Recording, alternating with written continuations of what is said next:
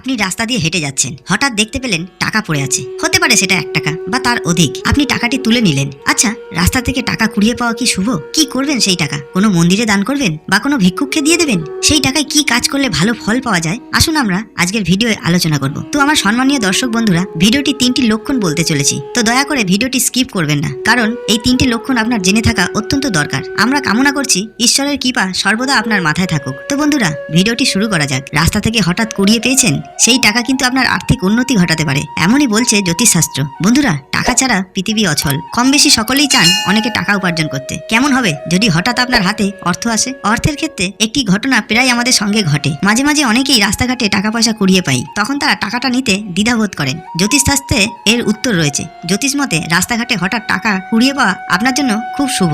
এতে মা লক্ষ্মী সদয় হয় আপনার উপর। আপনি যে কাজ করুন না কেন তাতে সাফল্য আসবে এবং আপনার আর্থিক উন্নতি ঘটবে। টাকার পরিমাণ যাই হোক না কেন, কম বা বেশি, রাস্তায় টাকা পয়সা কুড়িয়ে পেলে কি করা উচিত বা কি করা উচিত নয়, এই 3টি বিষয় নিয়ে আমরা 3টি পয়েন্ট করে আলোচনা করব। 1 নম্বর, কখনো রাস্তায় পড়ে থাকা টাকা পয়সা যদি কুড়িয়ে পান, তাহলে এটি খুব ভালো, খুব শুভ সংকেত আপনার জন্য। কারণ ভারতীয় মতে টাকা লক্ষ্মী দেবীর আর এক রূপ। তাই হঠাৎ যদি কখনো টাকা রাস্তায় কুড়িয়ে পান, তাহলে জানবেন মা লক্ষ্মী আপনার উপর কৃপা করেছেন। 2 নম্বর, জীবনে নতুন কিছু কাজ শুরু করার আগে হঠাৎ যদি টাকা পয়সা কুড়িয়ে পান, তাহলে জানতে হবে সেই কাজে আপনার কার্যসিদ্ধি হবেই। 3 নম্বর, খুব সকালে বা খুব ভোরে যদি টাকা পয়সা কুড়িয়ে পান, তাহলে জানতে হবে আপনার সুখ সমৃদ্ধি বৃদ্ধি হতে চলেছে। মনে রাখবেন, টাকা পয়সা কুড়িয়ে পেলে কোনোভাবেই তা দান করবেন না। মা লক্ষ্মী দেবীর আশীর্বাদ স্বরূপ টাকাটা নিজের কাছে রেখে দিন এবং সেই টাকা গঙ্গা জলে ধুয়ে ঠাকুরের আসনে রেখে নিত্য পুজো করুন। ধীরে ধীরে বুঝতে পারবেন ভাগ্য কতটা আপনার উপর সুপ্রসন্ন হয়েছে এবং জীবন কতটা বদলে এসেছে। তো বন্ধুরা, ভিডিওটি কেমন লাগলো কমেন্টে অবশ্যই জানাবেন।